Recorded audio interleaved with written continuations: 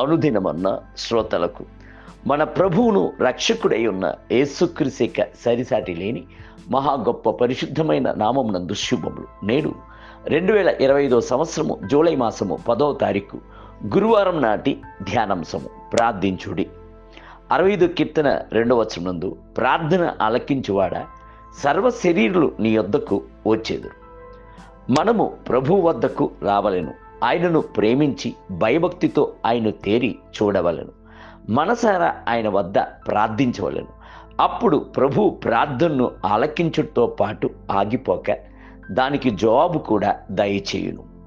ప్రార్థన ద్వారా మాత్రమే మనము ప్రభుతో లోతైన సహవాసమును కలిగి ఉందుము. అట్టి సహవాసము మన ప్రాణమునకు సంతోషమును దయచేయు ఆనందకరమైన సహవాసము.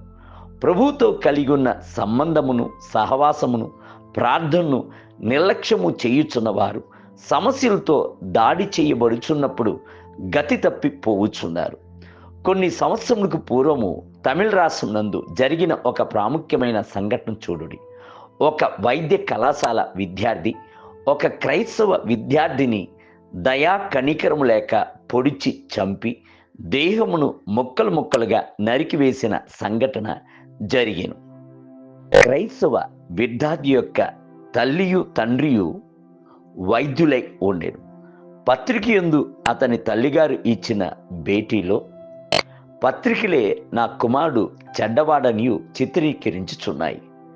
మేము ఆలయమునకు వెళ్ళము గాని దేవునిక్క నమ్మిక ఉన్నవారమే, మా కుమారుడు కూడా అలాగనే ఉంటాడు అని చెప్పాను. ఈ సంగతిని చదివినప్పుడు మిగుల వేదన కలిగెను. చూడుడి, క్రైస్తవ డాక్టర్లకు కూడాను ఆలయమునకు వెళ్ళుటకు సమయము లేకుండెను. ఆదివారం రోజు కూడాను వారిని వెతుక్కుంటూ వ్యాధిగ్రస్తులు వచ్చుచున్నందున వారికి సేవ చేయుటలో ప్రభువును వెతుకుటకు వీలు లేకుండెను. దాని ఫలితము భయంకరమైన హత్యయు, కోర్టును, కేసును, విచారణయు, పలు విధములైన ఇక్కట్లను ఏర్పడెను. విశ్రాంతి దినము మనోహరమైనదనియు యెహోవాకు ప్రతిష్ఠ దినమనియు ఘనమైందనియు అనుకొని దాన్ని ఘనముగా ఆచరించినడల అప్పుడు నీవు యెహోవాయందు ఆనందించెదు.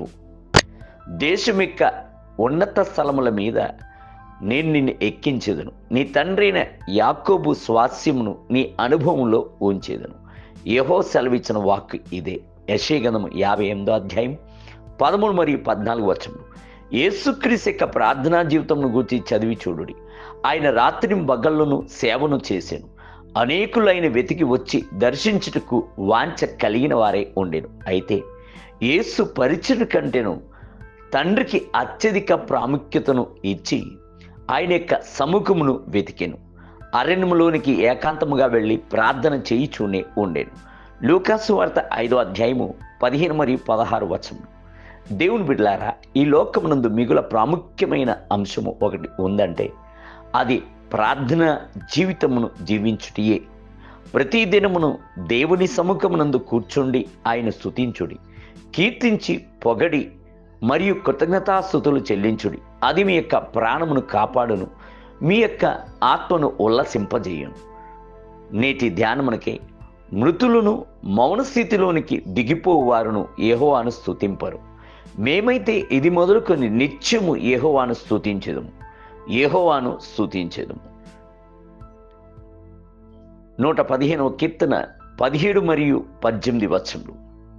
నేటి వేద పఠనము ఉదయం యోబు గ్రంథము 41 మరియు 42 అధ్యాయములు, సాయంత్రము అపోస్తల కార్యం 16వ అధ్యాయము 22 మొదలుకొని 40 వచనములు.